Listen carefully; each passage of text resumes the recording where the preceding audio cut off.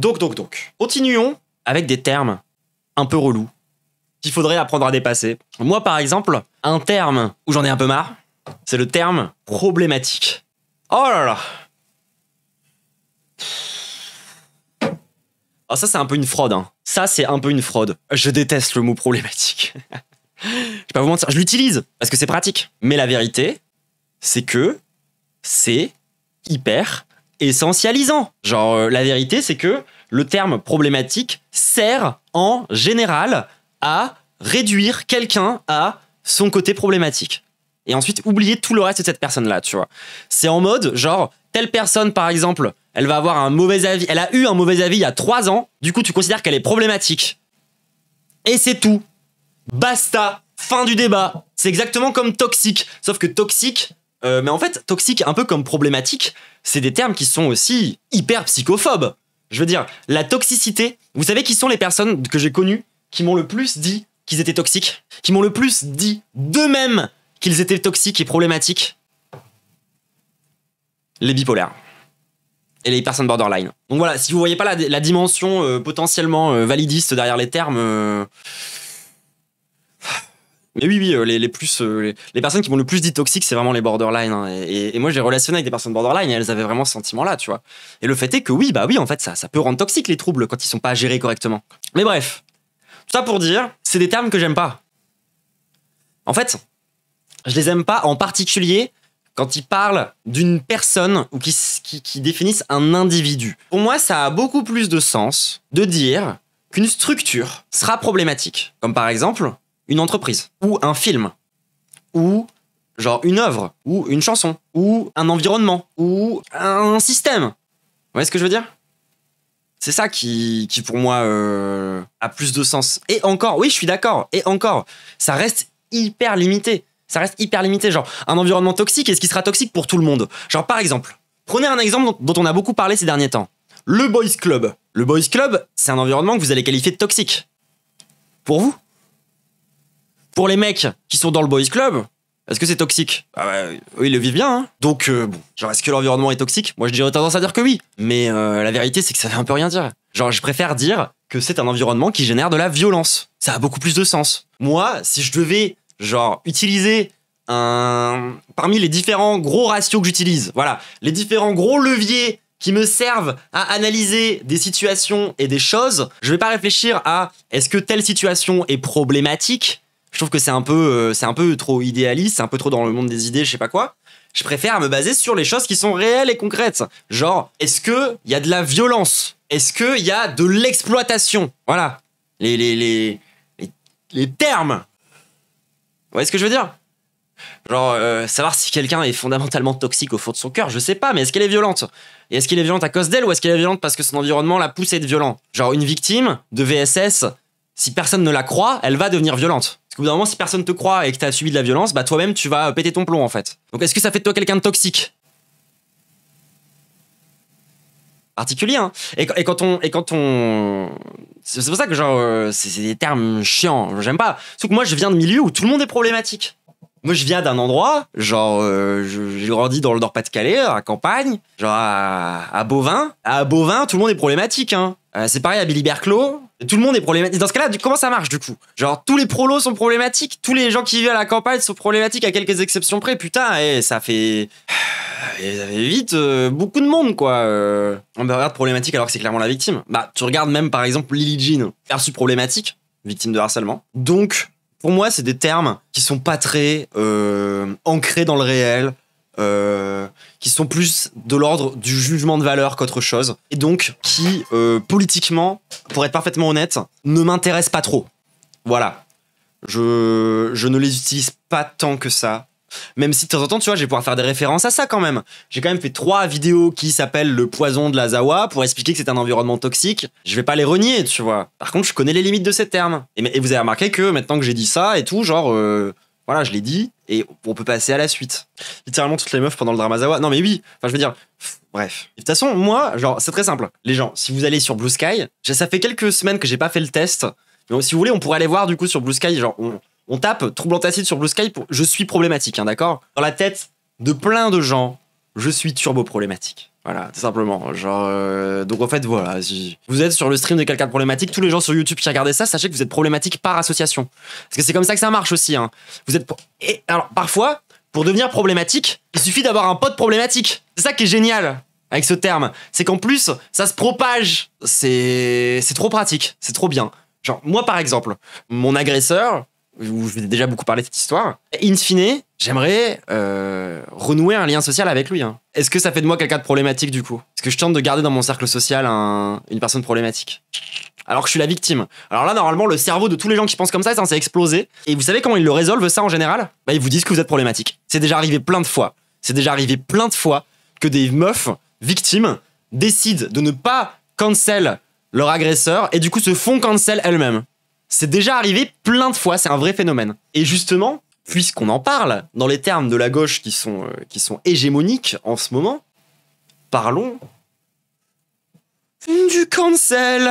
Ouh. Aïe aïe aïe. Terme compliqué, terme qui ne veut plus dire grand-chose aujourd'hui, effectivement. Le terme de cancel, vous savez que moi, je suis pas très fan. J'ai tendance à lui privilégier des termes plus précis. Parce que cancel, bah parfois, pour certaines personnes, si vous êtes problématique, vous êtes cancel. Alors que pour moi, par exemple, problématique, cancel, moi problématique. Moi problématique. Ah non, mais c'est pas moi problématique, c'est une autre meuf en plus. Trop bizarre les trans. Pour moi, cancel, ça veut dire que vous êtes... comment dire, pour moi, cancel, si ça n'a pas de conséquences sur votre vie et sur votre niveau de vie et sur genre socialement genre ce genre de choses, vous n'êtes pas cancel.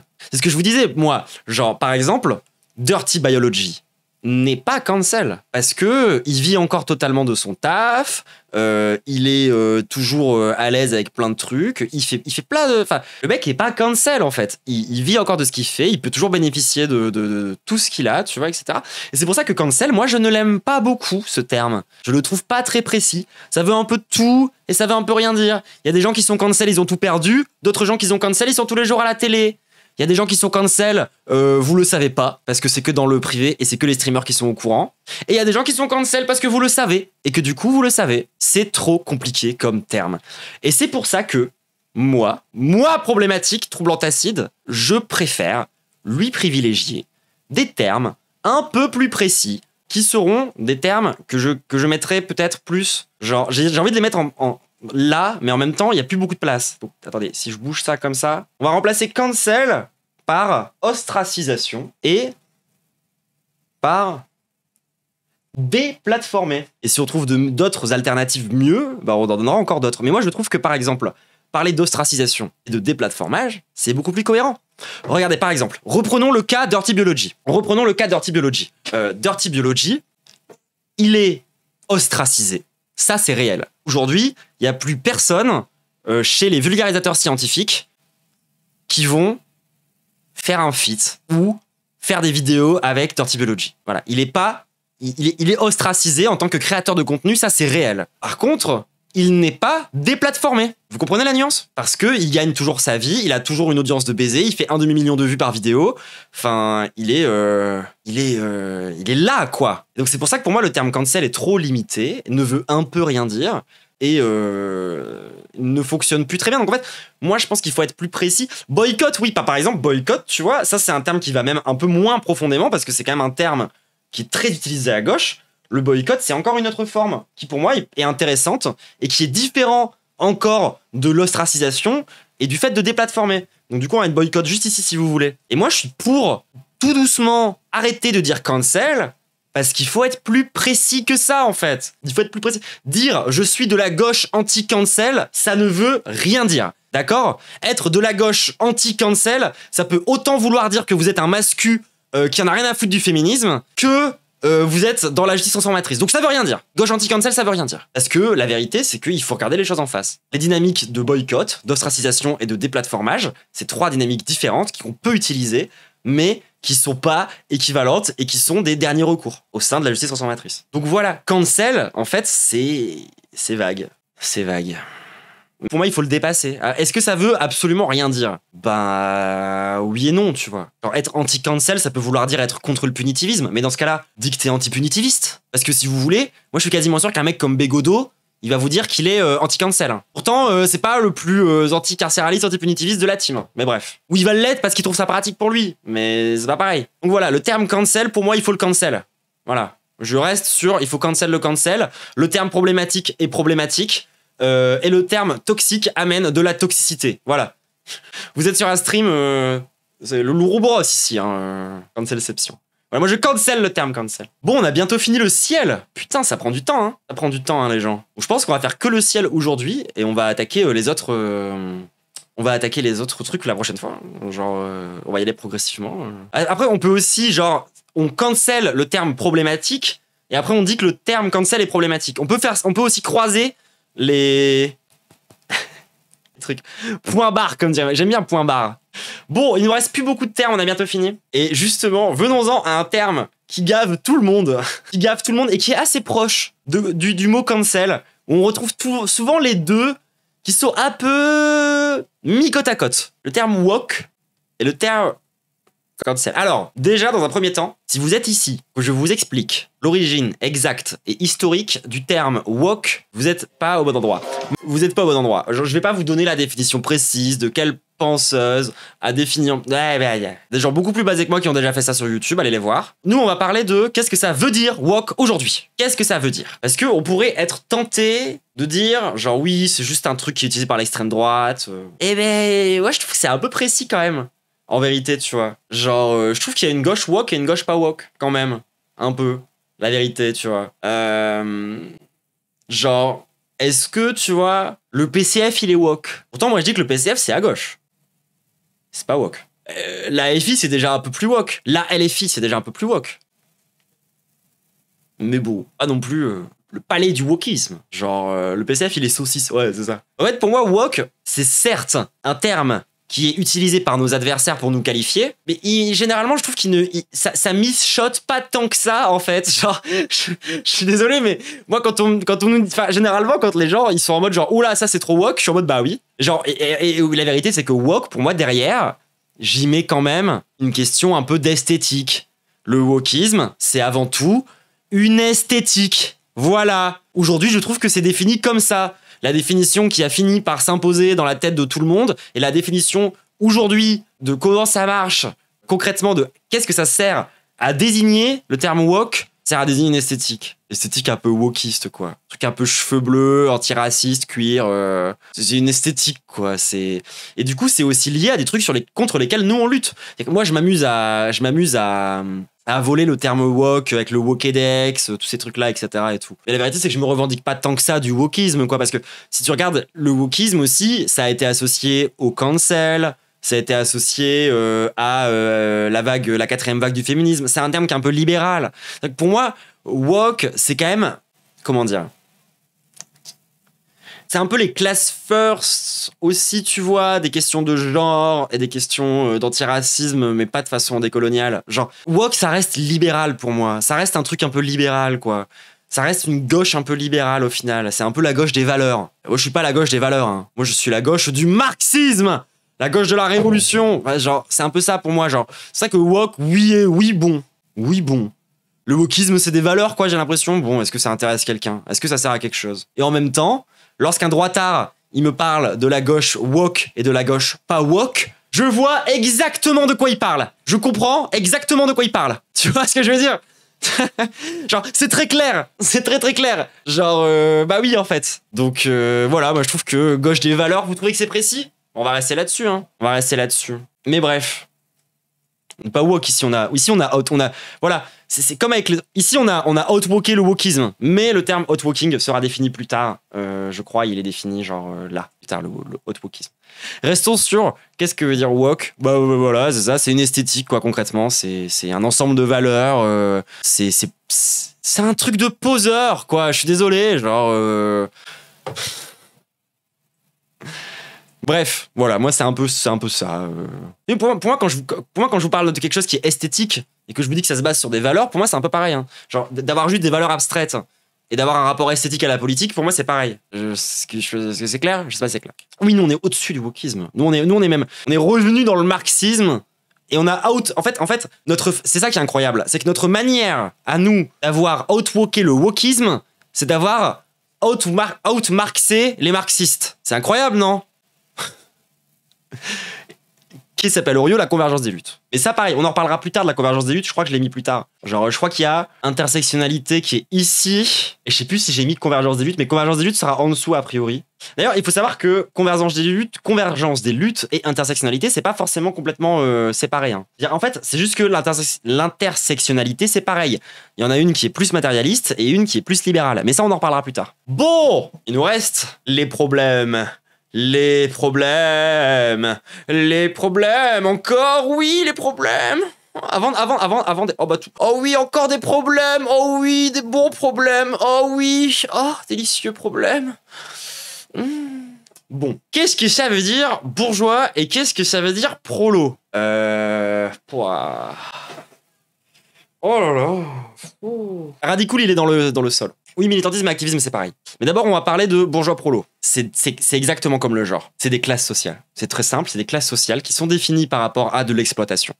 En gros, plus vous êtes exploité, plus vous êtes prolo. Moins vous êtes exploité, moins vous êtes bourgeois. La différence entre la race sociale et le genre, c'est que le capitalisme, c'est structuré, et depuis le début, avec un ensemble de classes intermédiaires, comme la petite bourgeoisie, par exemple, ou comme le soi-disant lumpenprolétariat, etc., etc., etc., etc. Mais la définition consensuelle, et qui, moi, reste ma définition principale, c'est que les bourgeois, c'est avant tout les gens qui possèdent les moyens de production. C'est-à-dire qu'être un bourgeois ou être un prolétaire, ça ne dépend pas de combien d'argent vous gagnez. Ça ne dépend pas de votre niveau de vie, d'accord? Ça ne dépend pas de est-ce que vous êtes...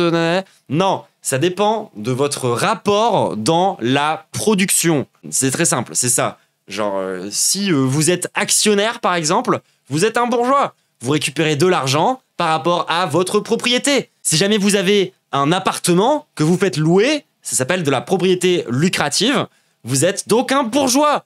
Parce que vous possédez des littéral moyens qui produisent du blé à partir de rien d'autre que le fait que vous le possédez. Être un bourgeois, c'est avant tout être un possédant. Et c'est pour ça que je vous ai déjà... C'est pour ça que mon analyse, moi, lorsqu'on, par exemple, à un moment donné, on a essayé de faire des réflexions autour de c'était quoi la classe sociale des streamers. La réponse était que ça dépend des streamers et que on ne possède pas les moyens de diffusion. Donc en fait, on a une partie de nos moyens de production qui sont pas dans nos mains. Donc on n'est pas vraiment des bourgeois à 100%, mais on n'est pas non plus entièrement des prolétaires. Ça dépend des streamers. Genre moi, par exemple, avant que Lou rejoigne Troublante Acide, je faisais tous mes best-of, tous mes TikTok moi-même et toutes mes miniatures. Donc moi, j'étais objectivement juste une pure travailleuse. Et pourtant, dans la tête de certains, j'aurais été une boutiquière, je sais pas quoi, tu vois. Donc c'est compliqué, mais ça, pour moi, c'est des termes qu'il faut garder bien en tête. Être un bourgeois, c'est être un possédant. Être un prolétaire, ça veut dire n'avoir que sa force de travail. Et si vous êtes intermédiaire à ça, eh ben tant mieux pour vous.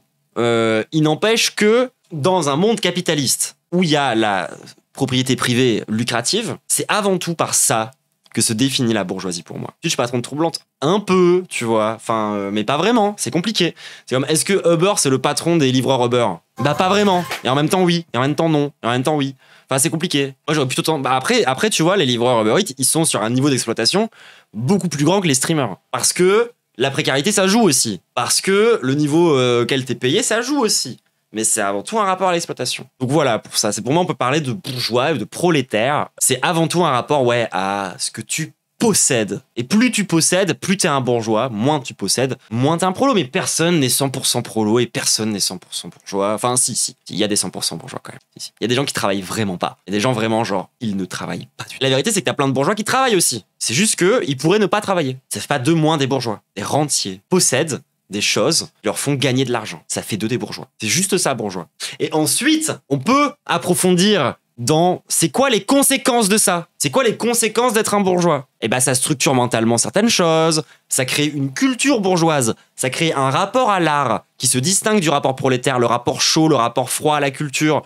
Il y a beaucoup de ramifications qui partent de, justement, ce rapport dans la production qui, en fait, vous fait avoir tout un angle sur la société qui sera pas le même que un prolétaire. Et c'est pour ça que t'as deux visions du monde différentes qui vont émerger de ces deux classes sociales. Tout simplement. Parce que les deux se légitiment différemment. Nous, plutôt les travailleurs, on va se légitimer par le fait que c'est nous qui faisons la production, donc on n'a pas besoin des patrons, alors que les patrons vont réfléchir à une légitimation inverse, où ils vont te dire, mais non, mais si on n'est pas là pour les coordonner, tous ces gueux, ils sont incapables d'avancer. Alors que l'histoire et l'expérience concrète a tendance à montrer l'inverse. Mais bref, voilà mes définitions de prolo et de bourgeois. J'espère que c'est un peu plus clair dans la tête de tout le monde. Hop, on a bientôt fini. Un peu. Comment tu places la bourgeoisie intellectuelle là-dedans? Alors pour moi, il faut creuser un peu plus la question du capital culturel. Est-ce que, genre, le capital culturel peut être considéré comme, genre, une forme de propriété lucrative? C'est compliqué, tu vois. C'est pour ça qu'il est bien le diagramme de Padu. Parce que la dialectique bourgeois-prolo, parce que évidemment c'est ça que ça veut dire la dialectique, les gens, c'est quand t'as des oppositions comme ça, des contradictions. La dialectique bourgeois-prolo, c'est la base du début de la réflexion. Le capitalisme, c'est beaucoup plus compliqué que ça. Et moi, je trouve que par exemple, foutre deux axes où t'as d'un côté ton rapport capital-travail et sur un autre axe, ton rapport dirigeant-subordonné, c'est super intéressant. Genre, je l'ai vu passer dans le chat et j'ai peur d'oublier, donc je le mets dans la capsule, c'est pas très grave. Je vois quelqu'un qui a dit, du coup, si j'ai bien compris, le musicien bourgeois touche des royalties, le musicien prolo bosse pour le label. C'est exactement ça. Genre, un musicien qui va posséder son propre studio, qui va même utiliser son studio pour que d'autres gens puissent venir enregistrer là et qui va du coup toucher des thunes sur le fait que d'autres personnes utilisent son propre studio, tu vois, il va à la fois travailler parce qu'il va utiliser son studio pour lui-même et ensuite, il va être un bourgeois parce qu'il va pouvoir bénéficier du coup d'une propriété, cette fois-ci une propriété dite intellectuelle, sur les musiques des autres gens, sur ceci, sur cela. Et c'est ça qui fera la différence entre un musicien prolo exactement et un musicien bourgeois. Et c'est pareil par exemple chez les devs de jeux vidéo. Un dev de jeux vidéo qui va bosser dans le monde du jeu vidéo et se faire exploiter comme une merde, écoute, c'est un prolétaire, c'est un travailleur, alors que du coup quelqu'un qui va plutôt être game designer parce qu'il possède un tiers du studio de start-up bizarre, c'est un bourgeois. Finalement, putain, ça va faire un paquet de vidéos sur la chaîne, quoi, cette histoire. J'avoue que je ne pensais pas qu'en me lançant dans les histoires d'iceberg, on finisse par faire genre 9 vidéos montées dans les best-of, etc. Mais écoutez, je pense que c'est parce qu'il y avait du taf, en fait, tout bêtement. C'est parce qu'il y avait du taf, tout bêtement. Une vidéo par strat, c'est sûr. Moi, je pensais qu'on aurait le temps de faire les deux premières, mais même pas. Et encore, la troisième strat, elle est vénère. Hein. Genre... Mais oui, du coup, genre, le troisième level, les gens... Parce que là, encore, alors oui, bon, du coup, on passe beaucoup de temps par terme. Alors que là, tu vois, on va commencer à un petit peu en avoir un peu moins. Mais là, c'est le bordel. Là, le troisième level, putain, ça va être une vidéo qui va prendre vraiment du temps, quoi. Matez-moi tous ces concepts de con. Ça, c'est ça. En fait, parce que voilà, moi, je le vois un peu comme ça. Genre, ça, c'est un peu les mots de base. C'est vraiment la giga base. Genre, vous avez 16 ans, vous voulez vous politiser. Et le minimum, c'est de savoir ce que ça veut dire gauche, droite, extrême gauche, boomer, basé, genre, facho, normie, cancel, bourgeois, progressisme, racisé, prolo, misogyne, woke, problématique, orientation sexuelle, cuir, trans. C'est vraiment les trucs de base, quoi.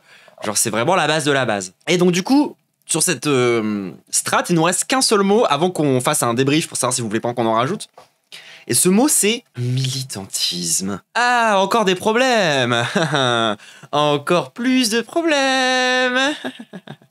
À 16 ans, je les avais pas tous. C'est pour ça qu'on fait la vidéo. Hein. Après, je dis pas... Enfin, moi, j'ai pas une audience de dingue chez les genre 15-18 ans, tu vois. Mais je pense qu'il y a plein de gens qui sont pas politisés même, genre dans la tranche d'âge que je vise. Mais du coup, militantisme, très compliqué comme terme, ça, très compliqué. Genre, parce que, ça peut paraître bête comme ça, d'être se dire militant. Et la vérité, c'est que c'est compliqué. Genre, par exemple, si jamais c'était un terme aussi évident que ça, est-ce que Mathieu Bourgalassi se serait senti obligé de préciser qu'il n'est pas militant? Genre, regardez.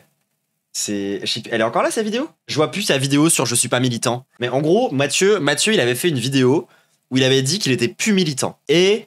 genre 2 semaines après, il a fait une interview de Sandrine Rousseau. Donc bon, quand ton premier move, en tant que personne qui dit qu'il arrête le militantisme, c'est de platformer une meuf qui représente un parti politique bizarre, sa vidéo j'arrête. Les noms putaclic on connaît. Je la trouve quand même pas. Hein. C'est ça, c'est la fin. Vous voyez, Mathieu nous a fait une vidéo comme ça, où en gros il explique que il arrête d'être militant. Il arrête de dire qu'il est militant. Pourquoi est-ce qu'il arrête d'être militant, Mathieu? Qu'est-ce que ça veut dire aujourd'hui être militant? C'est particulier comme concept. En vrai. Parce que militer, est-ce que ce que je fais en tant que trouble antacide, c'est du militantisme? Oui. Moi, je pense que c'est du militantisme. Est-ce que, genre, par exemple, faire une manif, c'est évidemment militant. Voilà, on va partir du plus militant, on va aller vers le moins militant pour se rendre compte que ça n'a peut-être pas de sens. Le plus militant, c'est tu fais des manifs.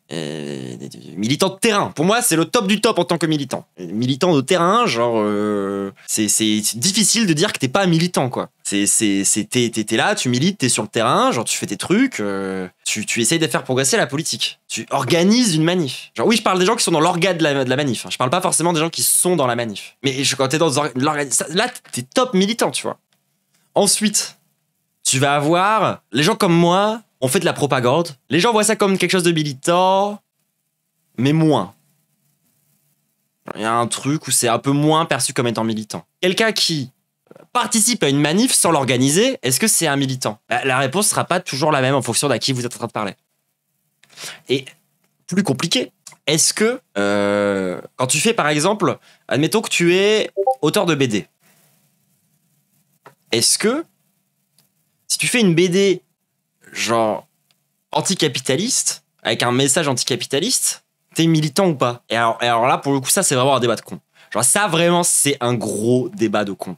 Genre, vous pouvez vraiment rentrer dans énormément de débats avec plein de gens qui vont vous expliquer que pas tant. Genre, c'est compliqué, quoi. C'est compliqué. Genre, alors que pour moi, oui, complètement. Mais en fait, la vérité, c'est que si tout est politique, parce que c'est un truc qu'on est censé défendre, est-ce que vous pouvez vraiment faire quelque chose qui soit pas politique dans votre vie? Est-ce que c'est seulement possible? Et c'est pour ça que pour moi, la frontière devient floue.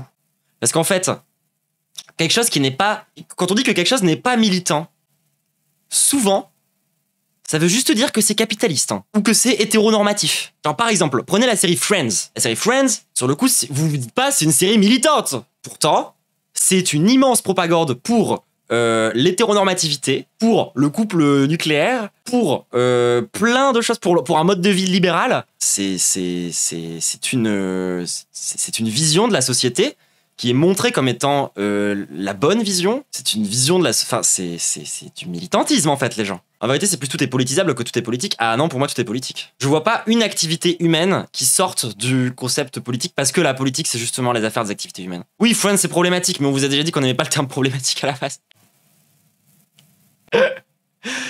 Non, mais oui, c'est une vieille série sexiste, évidemment. Mais genre, la vérité, c'est que...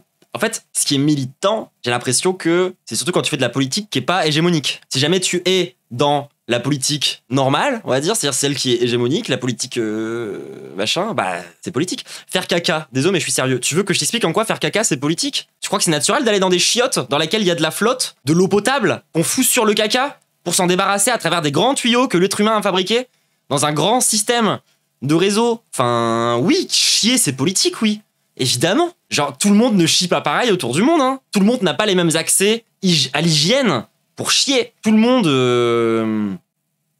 Enfin, je veux dire, ça dépend aussi de ton alimentation, à quel point tu chies bien, par exemple, tu vois. Donc en fait, l'alimentation, c'est pas un truc qui est autant accessible aussi pour, par exemple, des personnes plus pauvres que des personnes plus bourgeoises. Donc oui, caca égale politique. Nourriture égale politique. Il y a plein de... Vous savez que dans le monde, tout le monde se fout de notre gueule parce qu'on se lave le cul avec du papier, hein. Alors que, bon, tout le monde utilise un peu de flotte, quoi, c'est la base, hein.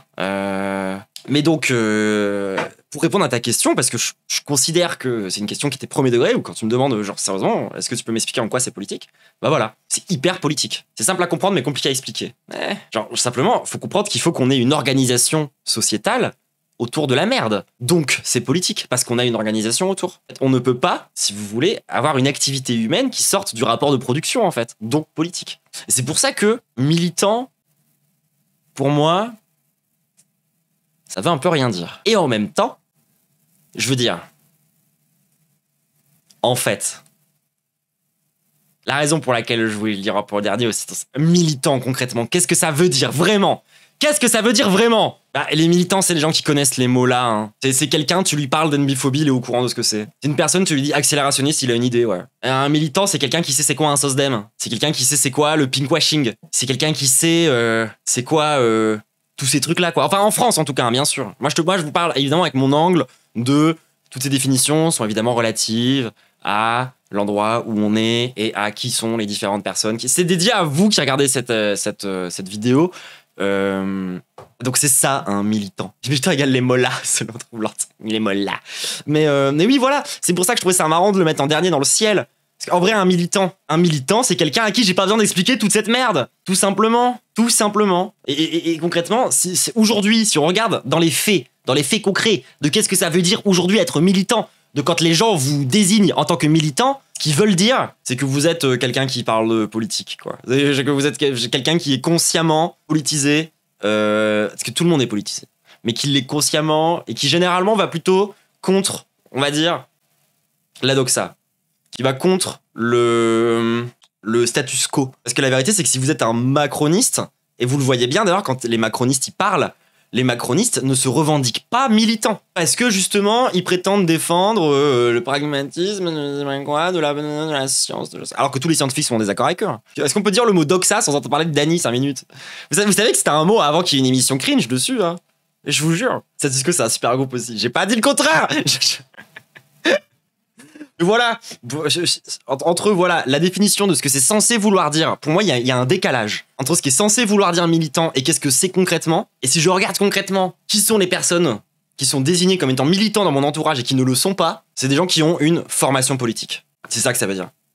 Genre, alors que pourtant, normalement, dans mon monde à moi, militant, ce serait plutôt quelqu'un qui a une action politique consciente. Mais parfois, juste être politisé et casser les couilles à ta famille, c'est une forme de militantisme aussi, tu vois. Genre, quand tu laisses pas tes parents être racistes à Noël, bah, tu fais un taf, quoi. Genre, qu'il faut reconnaître. Enfin... Et du coup, c'est pour ça, c'est flou, c'est vague.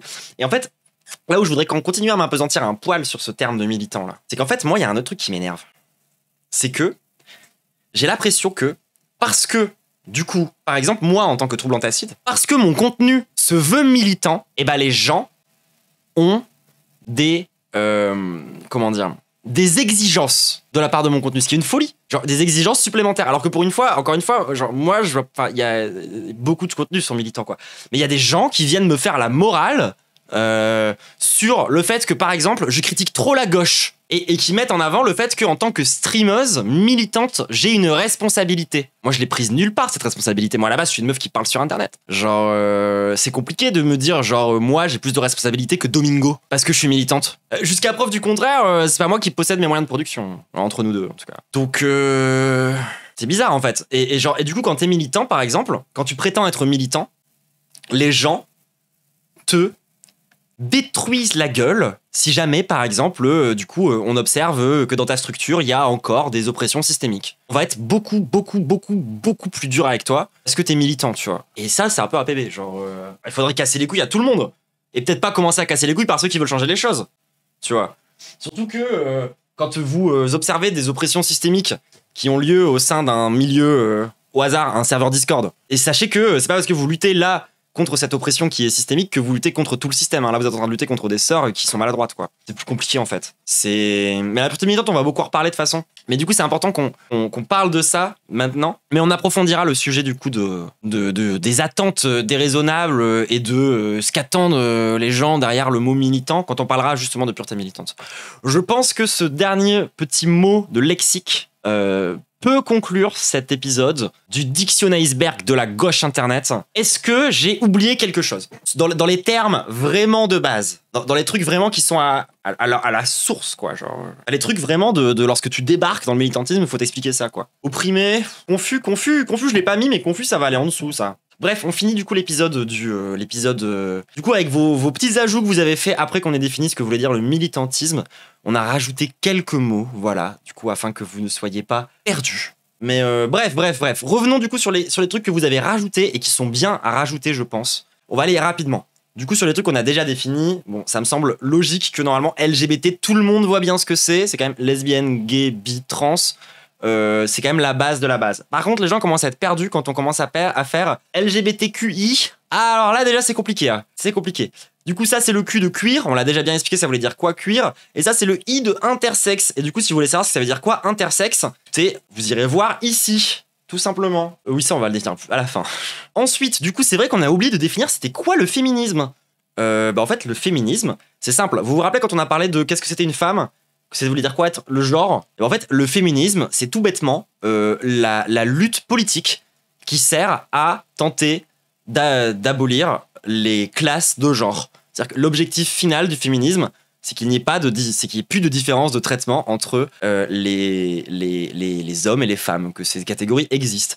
De la même façon et c'est pour ça que le féminisme, pour moi, ne peut pas être autre chose que anticapitaliste. Parce que c'est un rapport d'exploitation. Du coup, oui, le féminisme, c'est juste la lutte politique qui est censée nous mener vers du coup l'abolition de ces classes de genre. Ça veut pas dire que à la fin il y aura plus d'hommes et plus de femmes, les gens. C'est pas, ça veut pas dire oh là là, on va créer un être humain neutre parfaitement, je sais pas quoi. Non, ça veut juste dire que ça sera plus important. C'est pour ça que le féminisme, c'est pas genre souvent quand vous parlez à des normies, on va vous dire oui, le féminisme, c'est pour tenter d'inverser le rapport de force entre les hommes et les femmes pour que les femmes dominent les hommes. Non, c'est pour que genre plus personne ne se fasse exploiter en fait dans le rapport de genre justement. Et pour ça, il faut niquer la gueule au capitalisme patriarcal et raciste. Mais ça, bon, faut faire les trois en même temps. On a ensuite le terme privilège et oppression. Alors ça, c'est marrant parce que justement, je trouve qu'il y a un peu un genre de débat sur qu'est-ce qu'il vaut mieux utiliser. Parce que si tu te positionnes du côté des privilèges, quelque part, tu définis tout par rapport aux puissants. Ça fait un peu chier. En même temps, si tu te définis que par rapport à tes oppressions, tu te définis dans un rapport quasiment victimaire. Et donc, tu laisses à ton oppresseur le pouvoir d'arrêter de t'opprimer. Donc en fait, j'aime ni l'un ni l'autre. Voilà, moi je préfère parler de classe sociale, encore une fois, que d'oppression. Genre, les oppressions que vous subissez sont dues à votre classe sociale. Si c'était un arbre, les oppressions, ce sont les feuilles. Les branches, c'est les structures de la société qui reproduisent la domination. Et la racine, c'est l'exploitation. Elle est bien ma métaphore, non? À la base de la base, vous avez une exploitation qui est nécessaire pour que le capitalisme puisse tourner. Sans ça, ça ne marcherait pas. Le cœur de l'arbre, le tronc de l'arbre, c'est les structures. Donc à savoir le couple, l'entreprise, l'école, toutes les organisations d'êtres humains qui font le cœur de la structure qui pose les jalons de tout. Et en fait, les privilèges et les oppressions, c'est les feuilles. C'est ce qu'il y a tout au bout de la finalité de ce qu'on peut observer. Que vous pouvez observer quand vous êtes privilégié par rapport à quelqu'un d'autre. Bah, si vous voulez revenir à la racine, il faut revenir à l'exploitation. Il faut revenir au rapport de classe. Il faut revenir à la lutte des classes. Et donc moi, je prends toujours le mal à la racine. Et c'est pour ça que je vous dis que les termes privilège et oppression, je les trouve intéressants de temps en temps, mais ce n'est pas du tout l'alpha et l'oméga de ma lutte. Moi, en tant que meuf qui fait du marxisme, réfléchir en truc de privilège ou réfléchir en truc d'oppression, c'est pas ce qui va le plus me parler. C'est plus, les privilèges et les oppressions, c'est plus des conséquences de différentes classes sociales dans lesquelles on nous a mis. Donc voilà pour moi le petit point privilège et oppression, et pourquoi est-ce que c'est pas forcément dans mon vocabulaire courant. Vous m'entendez pas si souvent que ça les employer ces mots-là. Alors oui, le mot safe. Le mot safe, justement, juste après les oppressions, c'est bien qu'on le définisse.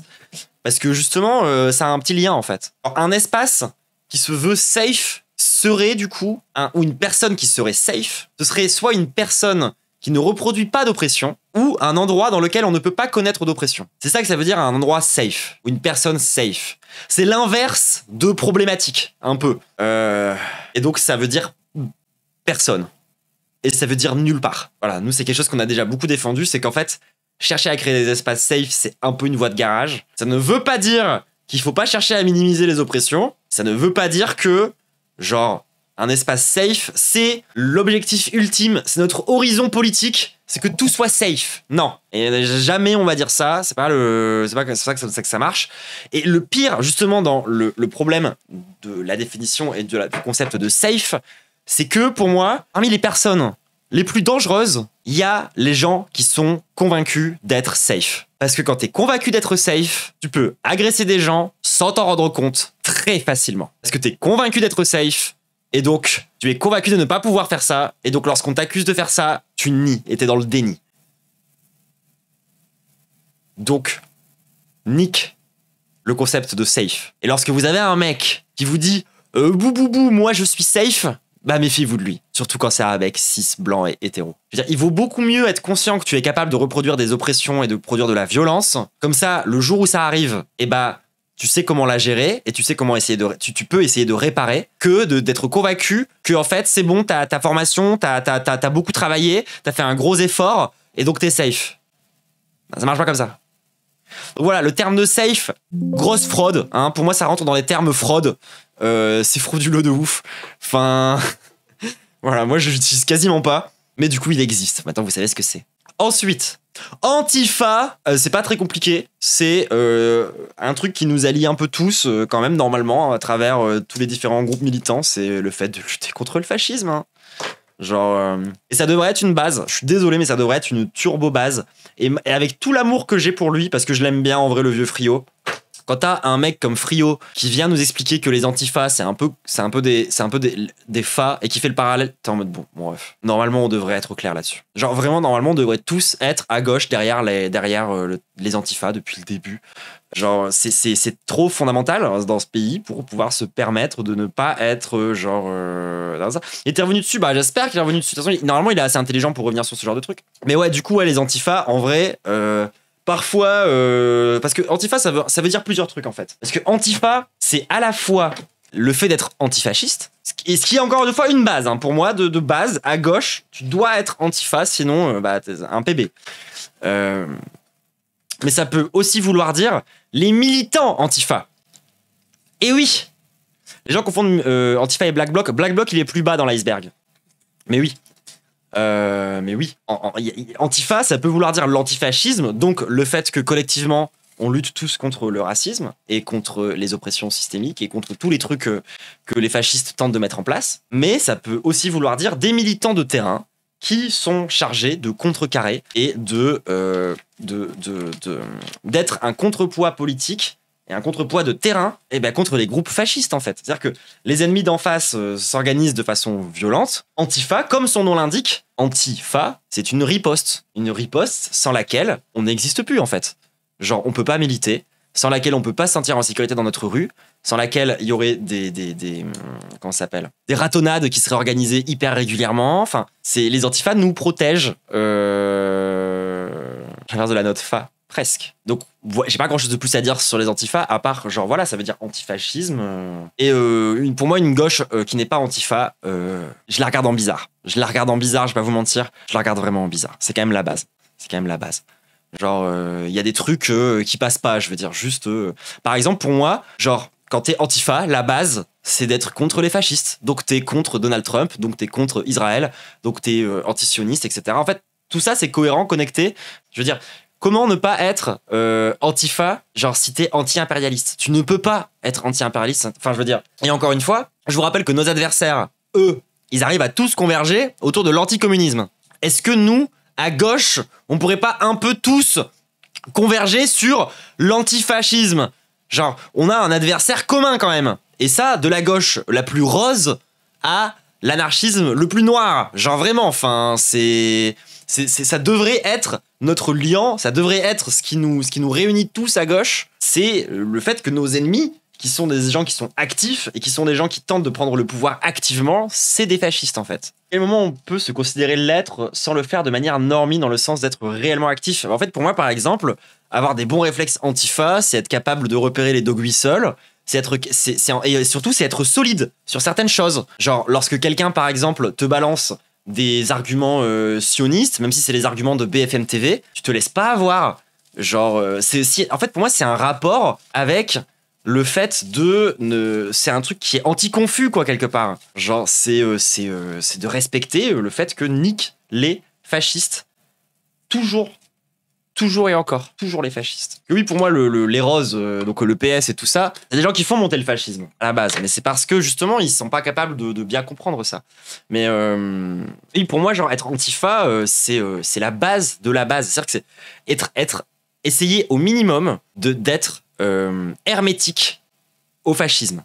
Donc, se méfier des phrases comme « les gens sont cons »,« l'être humain est un cancer », tous les trucs dont je parlais qui sont un peu fachos, quoi, qui sont pas directement fascistes, mais qui se dirigent vers une forme d'autoritarisme, qui justifient un autoritarisme. Et les antifas, arrêtez de leur tomber dessus aussi lorsque leur mouvement il est pas assez démocratique pour vous, ou lorsque en fait ils sont un peu trop violents, je sais pas quoi. Non, stop avec ça, c'est bon. Genre les antifas ils font un taf qui est genre quelque chose qu'on doit défendre aussi collectivement et quelque chose qu'il faut respecter aussi parce que c'est des gens qui risquent vraiment genre physiquement leur peau et tout. Donc voilà, pour moi petit point important sur les antifas. Genre les antifas, je ne comprends pas comment on en est arrivé dans un pays où les antifas sont perçus aussi mal.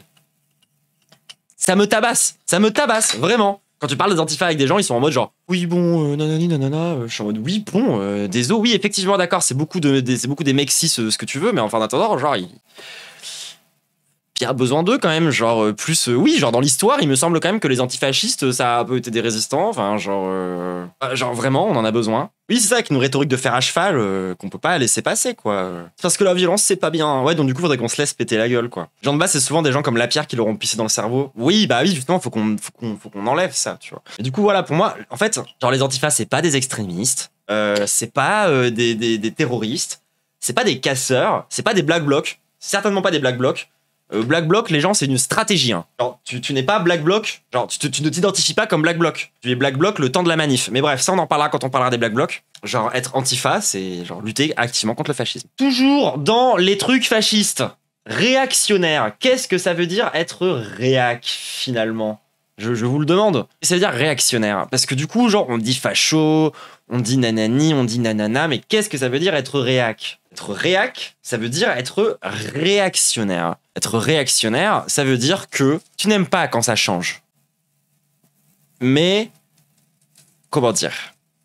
C'est souvent dans un environnement conservateur quand même. Genre, c'est-à-dire que si les choses, elles changent pour revenir à un état plus oppressif, etc., a priori, ça te va quand t'es réac. Ce que t'aimes pas, c'est les changements, on va dire, progressistes. La vérité. Parce que les réacs, ils sont pour des changements dans la société. Les réacs, ils veulent faire émerger une société qui n'a jamais existé avant. Hein. Genre, ils sont certes hostiles au changement, mais ils sont surtout hostiles à une forme de changement. Il y a d'autres changements que les réacs, ils voudraient voir arriver. Et c'est des changements qui ont pour objectif de détricoter des acquis, tu vois. Mais parfois, c'est pas pour revenir à un système qui est exactement le même qu'avant. C'est plus compliqué que ça. Et donc, réactionnaire, c'est avant tout quelqu'un qui a du mal avec... Oui, après, c'est une pipeline vers l'extrême droite. Une personne réac, elle est facho, tu vois. C'est juste que tous les fachos sont pas nécessairement réac, quoique. Bonne question, en vrai. Mais en fait, genre, un réac... c'est avant tout quelqu'un qui est saoulé, quoi. Genre en mode tous les trucs nouveaux. Genre par exemple, il y a une gauche réactionnaire. Il y a pas que l'extrême droite. C'est pour ça que je suis en mode genre stop, dire que réactionnaire c'est que l'extrême droite. On peut dire que toute l'extrême droite est réactionnaire, ça je suis d'accord. Mais je pense pas qu'on peut dire que tous les réactionnaires sont d'extrême droite. Il y a des gros réacs à gauche. Il y a des immenses réacs à gauche. Il y a des gens qui sont à gauche, tu vois. Et ils sont en mode oui non vos histoires là d'antiracisme et de LGBT ça dégage. Ça fait des confus certes, mais c'est des réactionnaires. Réactionnaire, c'est quand tu t'opposes aux nouvelles luttes. C'est quand tu t'opposes aux nouveaux trucs. C'est un peu ça, réactionnaire, quoi. Et après, ça reste compliqué parce que quand t'es réactionnaire, souvent quand t'as une image fantasmée, c'est-à-dire que t'es pas réac out of nowhere. Genre, t'es réactionnaire parce que ça va pas dans le sens quand même de ta vision du monde. Et ta vision du monde, quand t'es réactionnaire, généralement, elle est dans le passé et elle est nostalgique. C'est très important pour comprendre. Les réactionnaires, c'est vraiment quelque chose de profondément connecté à la nostalgie. Et c'est pour ça que je vous dis qu'ils sont pas pour revenir à un système qui était là avant. Parce qu'ils veulent mettre en place un truc qui est une espèce de fétichisme basé sur leur nostalgie d'une certaine époque dans laquelle on ne se posait pas toutes ces questions. Concrètement, c'est ça, tu vois. Et voilà, ça finit à des gens qui s'opposent à la lutte, donc c'est contre-révolutionnaire, donc on peut, etc. Mais il y a quand même une gauche qui est comme ça, tu vois. L'URSS a été très réactionnaire, par exemple. Voilà, Michel Sardou, très bon exemple de réactionnaire. Quelqu'un qui vous dit « Ah là là, le temps béni des colonies », bon, tu peux difficilement faire plus réac. Genre, réactionnaire, il y a une notion de rejet assez violent. C'est vrai que j'en ai pas parlé de la dimension violente derrière le côté réactionnaire. C'est que c'est une réponse violente aussi, ouais. C'est pas juste... C'est limite des gens révisionnistes. Bah, après, quand t'es nostalgique, t'es toujours un peu révisionniste. Hein. Donc voilà, réac, c'est un peu précis, quoi. Ça veut pas dire pareil que boomer, ça veut pas dire que... Il y a un côté clébard, un peu, ouais. Hop, Ensuite, alors on va définir le capitalisme. Alors, par quoi je commence? Boah, l'exploitation de l'homme par l'homme, c'est pas mal, mais il y avait l'exploitation de l'homme par l'homme avant le capitalisme. C'est pour ça que c'est compliqué. En fait, il y avait le féodalisme, où le féodalisme, c'était déjà l'exploitation de l'homme par l'homme. Le capitalisme, c'est la dernière forme qu'a pris la domination des uns sur les autres, qui est une domination qui se base avant tout sur le mode de production, et donc sur la propriété privée lucrative, et donc le fait de pouvoir générer de l'argent par ta pure possession. Et c'est ça qui va, derrière, créer, du coup, la société patriarcale, raciste et classiste qu'on connaît. Si je devais donner la définition actuelle du capitalisme. Avec, du coup, en fait, le fait que vous puissiez posséder des choses crée justement cette notion d'accumulation, une accumulation de valeurs qu'on peut appeler le capital. Le capital, c'est quand vous possédez une valeur rentable qui va vous amener de l'argent juste par le fait que vous la possédez. C'est ça le capitalisme, à la base. Mais plus généralement, c'est avant tout l'organisation de l'exploitation actuelle. Le patriarcat existait avant le capitalisme, je suis d'accord avec ça, et en même temps, le patriarcat servait à justifier aussi le féodalisme. Donc en fait, c'est toujours des trucs qui servent à...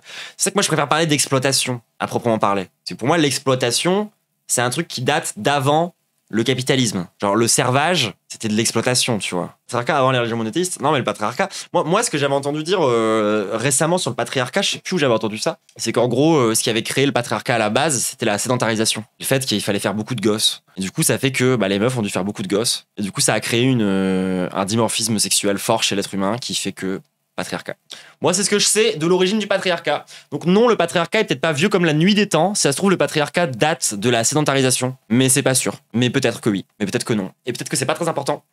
Bref, le travaux de Margaret Mead dit que le capitalisme a donné naissance à l'héritage qui a mené au patriarcat. Mais moi, en fait, j'aurais tendance à dire que le patriarcat capitaliste, il est quand même très particulier. Il est quand même vraiment basé sur l'exploitation des femmes, qui s'est vraiment intensifié depuis le patriarcat, tu vois, quand même, depuis le capitalisme, pardon. Genre, c'est même dans les classes laborieuses, même genre au champ, dans les champs, tu vois, genre vraiment le mode de vie qui est quand même dur, pense que t'étais quand même mieux traité en tant que meuf à l'époque où t'étais juste une meuf paysanne que aujourd'hui, tu vois, avec le patriarcat qui s'est installé avec le capitalisme, tu vois.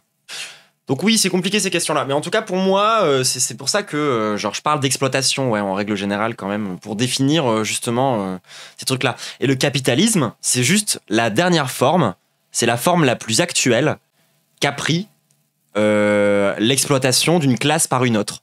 C'est juste qu'avant, on avait une classe qui était féodale, une classe guerrière, une classe martiale qui dominait du coup une classe en dessous. C'était le rapport féodal. Et on est passé par une domination marchande basée sur le capital, qui a créé toute une autre structuration de ces différentes violences qui pouvaient préexister le capitalisme. C'est ça que je dirais comme définition au capitalisme. Et qui porte en son sein la révolution, bien sûr. On avait regardé un truc sur Catalosé sur comment la façon de performer la masculinité dans le patriarcat évolue pour servir le capital. Ouais, en fait, c'est là que tu vois aussi que même s'il y avait un patriarcat qui existait avant le capitalisme, la vérité, c'est que lorsque le capitalisme a vraiment émergé comme truc hégémonique, le patriarcat s'est adapté, s'est plié, s'est même intensifié et s'est mis au service du capitalisme. Mais Marx est encore viable aujourd'hui, mais complètement. Parce qu'en fait, Marx, ce qu'il te propose, c'est pas une analyse qui est dépassable. Ce que Marx propose, c'est une méthode. C'est une méthode d'analyse qui se veut matérialiste, qui se veut pas que matérialiste, mais qui se veut aussi dialectique, c'est-à-dire la réflexion autour du conflit. Et justement, ce que Marx nous a apporté, c'est la lutte des classes. C'est le fait que, du coup, au sein du capitalisme, les classes sociales les plus importantes, on va dire, les plus dominantes et celles qui définissent le plus de choses, ça va être lié justement au rapport de production au sein du capitalisme. Mais tu peux appliquer cette même analyse dialectique, c'est-à-dire de conflit, entre genre les hommes et les femmes, par exemple, que tu peux appliquer entre les bourgeois et les prolos, que tu peux appliquer entre les noirs et les non-blancs. Entre les blancs et les non-blancs. Et donc non, genre Marx n'est pas dépassé. Marx, c'est une façon de voir la politique et c'est une façon de réfléchir à la révolution et le mode de production. Marx sera dépassé le jour où on sera sorti du capitalisme. À ce moment-là, oui, on pourra dire que oui. Et dans les faits, Marx, avant tout, ce qu'il permet de faire, c'est de comprendre, de définir et de lutter contre l'exploitation. En tout cas, moi, c'est comme ça que je vois les choses. Voilà, définition très difficile, hein.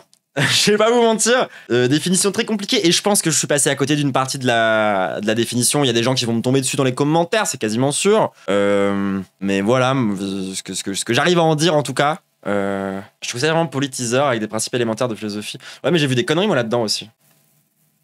Donc non. En tout cas, passons à la suite, et donc au dernier mot finalement, le vrai dernier mot finalement de ce début d'iceberg, de cette première catégorie. C'est le concept de politique. C'est vrai qu'on aurait peut-être dû définir ça, genre limite en tout premier. Peut-être que je ferai le montage, politique ça soit en premier, et pour que militant ça soit en dernier, parce qu'on aurait peut-être dû commencer par là. Ça veut dire quoi politique? Qu'est-ce qui est politique et qu'est-ce qui est pas politique? Spoiler, tout est politique. Parce qu'en fait, politique, ça veut dire, et c'est un peu ce que j'ai dit tout à l'heure, c'est qui concerne l'activité humaine. Pour, bah, du coup, c'est-à-dire un peu tout, quoi. Et en même temps, il y a des gens qui vont trouver que des trucs le sont plus ou moins, quoi, mais là, en l'occurrence, c'est difficile de trouver qu'un truc n'est pas politique. Même le divertissement le plus débilitant, est politique, tu vois. De par le fait qu'il cherche à être débilitant, par exemple. Donc, définition très englobante de qu'est-ce qu'est la politique. Et c'est là, en fait, que, justement, les gens qui nous voient, nous, qui sommes très politisés et tout, je pense qu'ils ont ce truc très matrixant de « Waouh, on est des terminali, etc. » et tout, tu vois, on est matrixé. Et c'est parce que, pour nous, tout est politique, quoi. Et donc, si rien n'échappe à la politique, c'est parce que rien n'échappe au conflit. Parce que, si on veut parler d'organisation humaine, on va trouver du conflit. Et fondamentalement, si on devait donner une définition un peu moins large. Parce que du coup, si on dit que tout est politique, bah donc rien n'est politique, ça veut rien dire, ça veut tout et rien dire, ça sert à rien. C'est ça le problème. C'est qu'un terme qui veut tout dire et qui veut rien dire ne sert à rien. C'est du nihilisme. On finit par ne plus même pouvoir l'utiliser, quoi, je veux dire. Donc, on va restreindre un peu plus la définition de ce qui est politique. Moi, j'aime pas les mots qui servent à rien. Donc, je vais définir la politique comme quelque chose de tout aussi englobant, mais d'un peu moins général. À savoir, la politique, c'est le fait d'accepter qu'il y a du conflit. Genre, une société qui n'est pas politique, c'est la pire des dictatures. Une société dans laquelle on peut pas débattre. C'est une société dans laquelle personne n'a de pouvoir à part un mec qui a tout décidé et point barre. Moi, je dis, si je devais donner une définition à politique, ce serait ça. Donc voilà, moi, si je devais donner quand même une définition à politique ou pas politique, ça passerait par le conflit. Je pense que ça, c'est une bonne définition qui me parle déjà un peu plus. La politique, c'est le conflit, c'est la conflictualité. Et quand on parle de quelque chose... Et en fait, je trouve que la définition par rapport au conflit, elle est importante. Parce que, si on parle de politique, on peut aussi parler de quelque chose de dépolitisant. Quelque chose qui est dépolitisant, c'est quand tu mets le conflit sous le tapis, justement, pour dire non, mais en fait, tout va bien. Il n'y a pas de problème. Donc je trouve que c'est quand même intéressant de définir politique par rapport au conflit. Et sinon, j'avais compris la politique comme la façon dont l'être humain s'organise au perso à la base. Bah oui, à la base, c'est ça. Mais encore une fois, quand on parle d'un mot, il y a toujours la définition de ce que c'est à la base, il y a la définition de ce que ça veut dire quand les gens l'utilisent au global. Et au global, politique, ça va un peu dire le conflit. C'est-à-dire qu'il y aura du débat. C'est-à-dire qu'il y aura des questions qu'on va remettre en question, justement, l'organisation des choses. Là que ça devient politique. Ou quand au contraire, on va la défendre. Donc au final, oui, ça concerne tout, ça concerne rien. Et en même temps, quand je vous dis la politique par rapport au conflit, à quel moment il n'y a pas de conflit? Genre, dans quoi il n'y a pas de conflit aussi au bout d'un moment?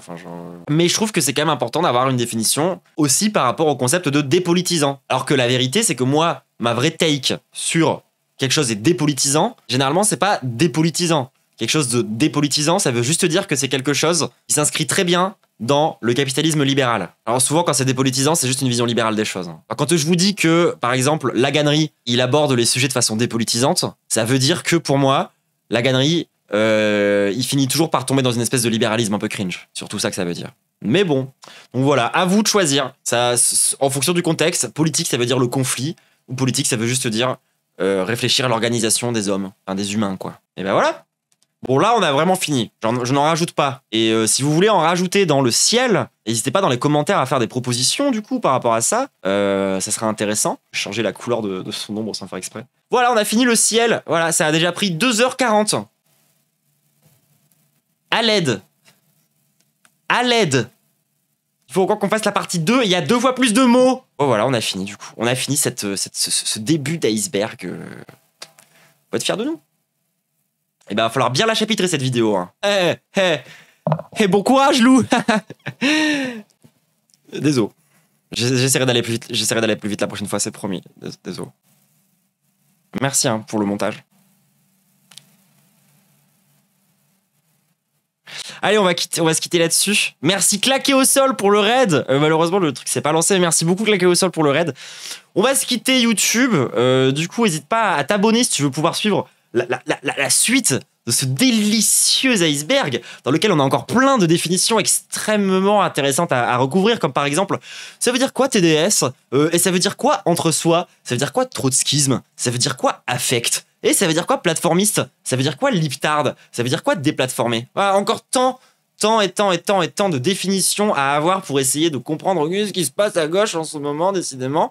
Donc voilà, n'hésitez pas à me suivre pour avoir la suite de cet iceberg. Voilà, du coup, kiss YouTube.